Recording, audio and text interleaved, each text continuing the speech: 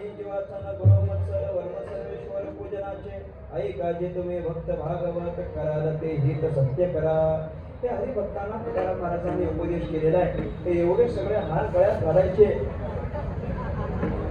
म्हटलं असं माहिती असतं तर मी जेवण आधी केलं असतं, म्हणजे वेगळं कोण आलं असतं की नाही. आमच्या परिसरात तर असायचं बरं का. आमच्याकडे पण कीर्तन करायला भरपूर हार घालतात, भरपूर हार घालतात. म्हणजे आम्ही अगदी हार मानेस्तोवर हार घालतात. आमची मान हार मानते, परंतु हार घालून घ्यावे लागतात.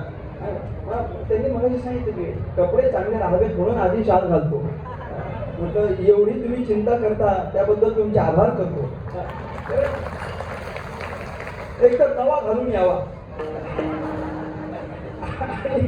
आणि मग त्या हाराचे डाग जरी ते आले तरी मग आम्हाला शेवटी म्हणावं लागतं हे डाग अच्छे आहे. त्याच्या पलीकडे आम्हाला जाता येत नाही. मी माझ्या बाबांना विचारलं होतं एकदा, तुम्हाला उत्तर फार आवडेल. माझ्या बाबांना विचारलं होतं की म्हटलं कीर्तन करायला एवढे का हार घातले जातात? एकच हार घालायचा पुष्कळ झालं, तर एवढे हार घालण्याचं कारण काय? कीर्तन काय अगदी बाबा त्याला सहन होत नाही इथपर्यंत ते हार लोक घालतात, कारण काय आहे? माझ्या बाबांनी गोड उत्तर दिलं. बाबांनी सांगितलं ते हार तुम्हाला घातले जात नाहीत. म्हटले ते हार तुम्हाला घातले जात नाही.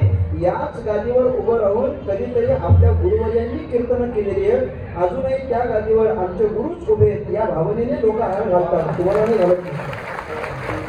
सांगितलं होतं मला. बाबा म्हणते होते की याच गादीवर उभं राहून कधीतरी सवाराम महाराजांनी कीर्तन केलेली आहे. आम्ही ज्या परंपरेत कीर्तन करतो त्यामुळे लोकांची अजूनही भावना आहे की बाबा इथं सवाराम महाराज कीर्तन करतात म्हणून तुमच्या गळ्यात हार असतात. अर्थात हे गुरूंना समर्पित हार आहे, पुन्हा एका कीर्तन करावं नाही. विठ्ठला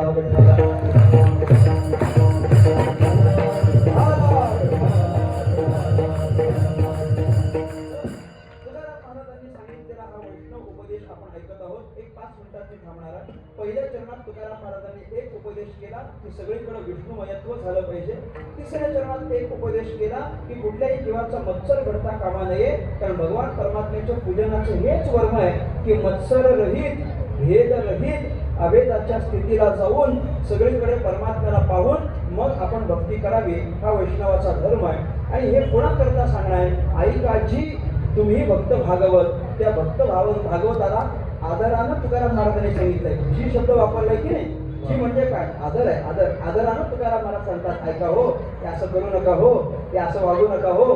असं तुकाराम महाराज आपल्याला सांगतात, असं करू नका, असं वागू नका, असा भेदाभेद करू नका, असा मत्सर करू नका. हे वैष्णवाचं कर्तव्य नाही, धर्म नाही, असं वागू नका. बरं जरी तुम्ही असं वागलात तर परिणाम काय होईल? जर तुम्ही एखाद्याचा भेद केलाच, जर तुम्ही एखाद्याचा मत्सर केलाच तर त्याचा परिणाम काय होतो हे दृष्टांतानं तुकोबाला पटवून देतात. तुका म्हणे एका देहाचे अवयव सुख दुःख जीव भोग पावे.